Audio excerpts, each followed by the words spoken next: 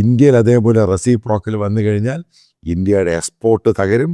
ഇന്ത്യയിൽ ഏകദേശം 20 മുതൽ 22 ലക്ഷം പേർക്ക് തൊഴിലില്ലാതാകും. ഇന്ത്യൻ ബാങ്കിങ് സെക്ടർ തകർന്നു പോകും. ഇതായിരുന്നു ചൈനയുടെ ആഗ്രഹം. കാരണം നിങ്ങൾ മനസ്സിലാക്കേണ്ടത്, രണ്ടുപേരും അടിക്കുമ്പോൾ അതിനകത്ത് ഒഴിഞ്ഞു മാറി നിന്ന് അടി കൊള്ളാതെ മാക്സിമം എക്സ്പ്ലോയിറ്റ് ചെയ്യുക. അതാണ് ഈ പറഞ്ഞ ബിസിനസ്സിലും ജിയോ പൊളിറ്റിക്സിലും നടക്കുന്നത്. അവിടെയാണ് മോദിയുടെ കറക്റ്റ് ഗെയിം പ്ലാൻ വന്നത്. കാരണം കൃത്യമായിട്ട് പിടികിട്ടി ട്രംപ് ഈ സംഭവം റെസിപ്റ്റ് ടാക്സ് അടിക്കും.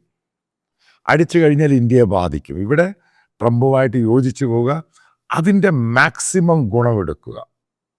ഇതാണ് ഉണ്ടായത്. അപ്പോൾ എന്താ ഉണ്ടാകുന്നത്? ഇനി അതിൻ്റെ പ്രയോജനം ഞാൻ പറയാൻ ശ്രദ്ധിച്ചു കേട്ടോണം. ഇപ്പം പല യൂറോപ്യൻ രാജ്യങ്ങൾ പറഞ്ഞു ഞങ്ങൾ ടെസ്ല കാർ എടുക്കത്തില്ല, അമേരിക്കൻ കാർ എടുക്കത്തില്ല. എഗ്രീഡ്. അതേപോലെ തന്നെ ചൈനയും പറഞ്ഞു ഞങ്ങൾ അമേരിക്കക്കെതിരെ import tax, additional tax, tariff തീരുവ ഉണ്ടാക്കാൻ പോവുകയാണെന്ന് പറഞ്ഞു. ഇന്ത്യയിൽ പറയുന്നത് ഏറ്റവും വലിയ കൺസ്യൂമർ മാർക്കറ്റ്.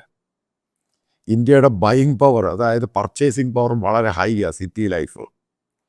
ഈ പറയുന്ന കാറുകളൊക്കെ ഇന്ത്യയിൽ കയറി ഓടും. അപ്പോൾ അമേരിക്കയ്ക്ക് അവിടെ യൂറോപ്പ് പോയാലും ഈ പറയുന്ന ചൈന പോയാലും പ്രശ്നമൊന്നുമില്ല. പക്ഷെ ചൈനീസ് മാർക്കറ്റ് എന്ന് പറഞ്ഞാൽ എവിടെ പോയി എക്സ്പാൻഡ് ചെയ്യും? പട്ടിണി രാജ്യങ്ങളായ ആഫ്രിക്കയിൽ പോയി എക്സ്പാൻഡ് ചെയ്യാൻ പറ്റൂ.